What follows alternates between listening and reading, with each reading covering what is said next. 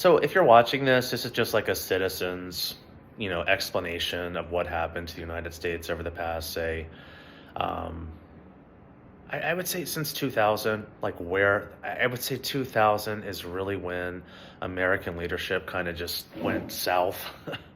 And the reason I want to say this is because I'm just a normal citizen. Just if you're an American watching this sometime in the future, this is what we like. I don't have a degree in public affairs or international relations or any of that stuff. This is just stuff I've learned from watching the news. This is what it's like to live in a democracy if you're overseas in a different form of government, and you're like, well, what does it mean to be an American? Like, what do these guys do? What do these guys think? Well, I'm going to kind of go through this now. I think we had a pretty good run of leaders, with the exception of Nixon, going all the way back to World War II.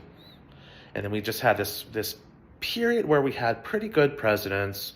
Nobody really did anything dramatic except Nixon. Nixon was like the bad guy out of that whole bunch. For the most part, the presidents who weren't so great, we were able to cycle them out of power. And then we got Reagan. I'm going to put Reagan aside. A lot of people kind of fault Ronald Reagan. I don't necessarily do that. I think what really messed us up more than anything else was George W. Bush. And I go back to that 2000 decision that the Supreme Court made to basically install Bush as the president, which is exactly what happened.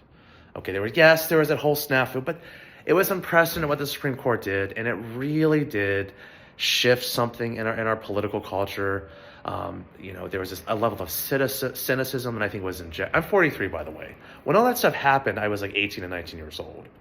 Over the past 25 years, a level of cynicism has just seeped into our entire political discourse that's led to all kinds of problems for us as a nation. So that was like the first big error in judgment by our ruling class, the Supreme Court. The second big error in judgment that really screwed us up was obviously the Iraq and Afghanistan war. No, that was a disaster and continues to be a disaster. And from now until all of eternity, my country will have to try to make amends to the Iraqi people and the Afghani people for just the horrible, piss poor public policy, foreign policy that was. It was stupid, it was foolish, and it happened because of George W. Bush's complete stupidity. The only reason that war happened, put oil aside, put Dick Cheney aside, put whatever Don Rumsfeld aside, it was George W. Bush. And someone in that White House convinced him that he could be this great messianic, that he could liberate the Middle East, topple tyrannical governments all over the world. That's not how that works. What my leaders fail to understand is that you cannot impose morality on people. You can't just make people behave and be good. People have to want to be good. People have to aspire to be good. You know what I mean? That's what it means to have a good leader and a just culture and a just society. You're inspired. You're aspired. Aspiration is the root of every virtue. If you want a virtuous culture, if you want a virtuous society, then you need leaders who can instill that kind of discipline in their people. And we have not had that in 25 years. Obama tried so hard, but then we just got injected with this insane hyper-masculine racism that is unlike anything we have ever seen. I mean, it's just like amplified racism because of the internet, because of Fox News, because of Facebook, because of disinformation. It's like racism, bigotry, and it was there. It was there throughout the Obama administration. People became incredibly cynical after we found out that there were no weapons of mass destruction in Iraq. You had 20 years of American servicemen and women going over to the Middle East, trying to fix something that you can't fix that. It was a stupid decision, and you can't fix stupid. You know what I mean? So here we are. We got to Trump. Obama tried his hardest. I don't fault President Obama at all. I think it's just an incredibly complicated nation to lead. Obama became the deporter-in-chief. He tried so hard to work with Republicans. He tried so hard to pull that. Like, the Democratic Party over the past 25 years has put all of its energy into pulling the Republican Party back from the brink. You know what I mean? Like, the Republican Party has just been barreling toward fascism since the 1980s. And it's so obvious now to see that. Like, just this disdain for democracy, this disdain for anything intellectual, for anything new, for anything nuanced.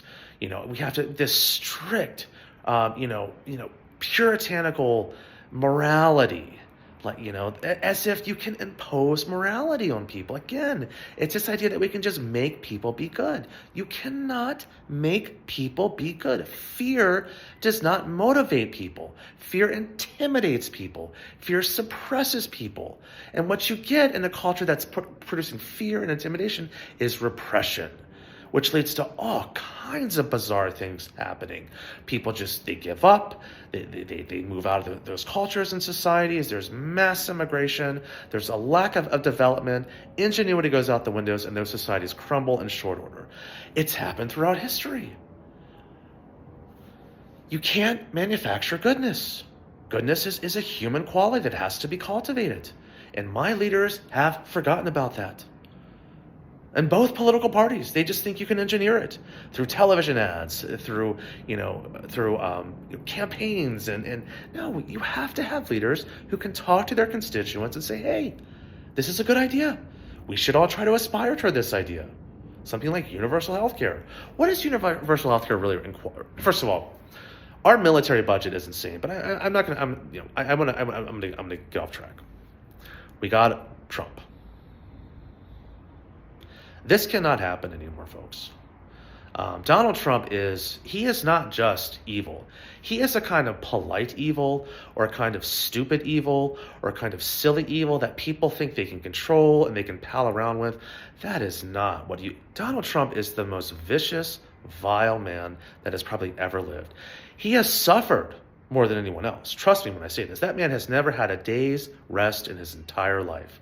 His mind doesn't stop because he is consumed with satisfying this enormous ego, this childish ego, that comes from getting everything he could ever possibly want. That is your fascist dictator. He has to be the center of attention. Everybody has to bow down and kiss his ass and kiss his ring every second of every day. And even then, that's never going to be enough. That's why fascist dictators lead their people off a cliff. Right into the jaws of a shark or something like that. Just right off the cliff, into the ocean, into the shark-infested waters. That's what happens when you follow people like Donald Trump. They are only interested in themselves. You can look at Donald Trump, you can look at Hitler, you can look at Pol Pot, you can look at any of them. They all share that same common characteristic, that selfish need.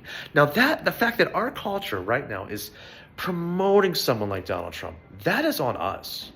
We have to have a serious conversation with Republicans across this country and ask them, why the hell do you hate your fellow Americans?